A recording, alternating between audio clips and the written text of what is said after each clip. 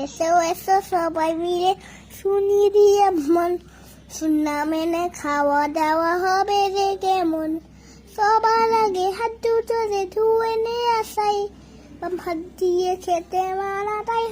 টান হাতে তাই খাই শুরু সময় বিসমিল্লাহ বলতে তোমার হবে